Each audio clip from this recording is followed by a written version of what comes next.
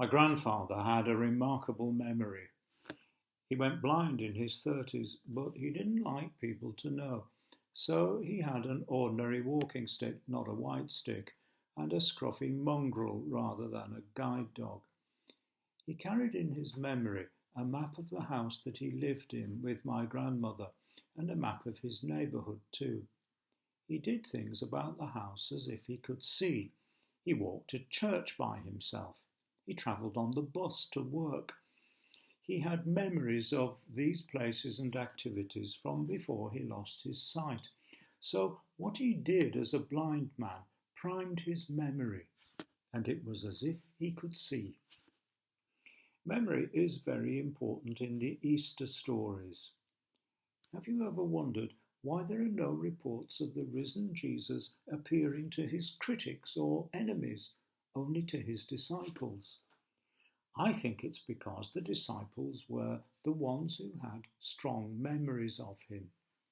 They associated Jesus with particular places and activities. Galilee, where he first met some of them. Jerusalem and back, when they celebrated the Jewish festivals.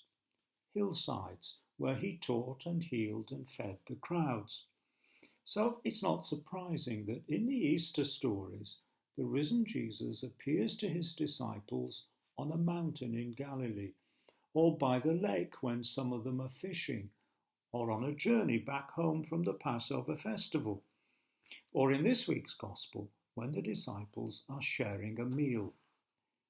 After Jesus' death, being together in these places, doing these things, would have primed his disciples' memories and made them more receptive to his risen presence. His critics simply didn't have these deep, strong memories, and I think that's one reason why they just didn't see him. At home, we have a number of memory boxes containing all kinds of things. You probably have the same too. In ours, there are birth certificates, first pairs of shoes, school reports, letters, photographs, grandchildren's drawings, invitations to weddings, and so much more.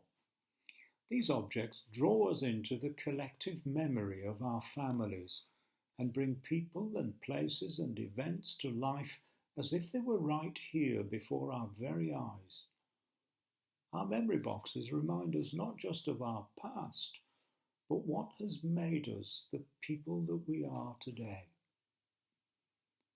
The church has memory boxes too, and the Easter stories belong in them, together with other important items in Christian faith, like the Bible and the sacraments and the creeds and other teachings. These things draw us into the collective memory of the church that goes right back to the beginning, to the life that Jesus shared with his first followers. The church's memory boxes make us more receptive to who we are now as followers of Jesus, to the presence of the risen Lord and his Easter call to continue the work that he started. This last week, the restrictions of lockdown have started to be relaxed. Build Back Better is the government's slogan for the way that it will set about repairing the damage caused by the pandemic.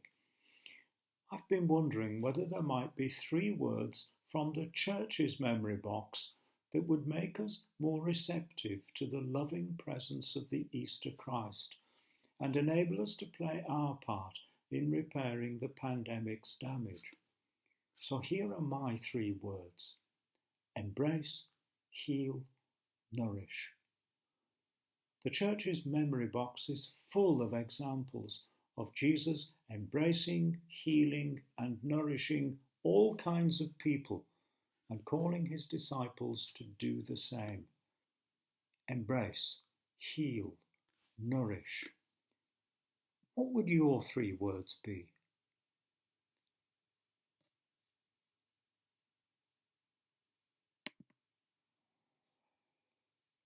Please let that be okay.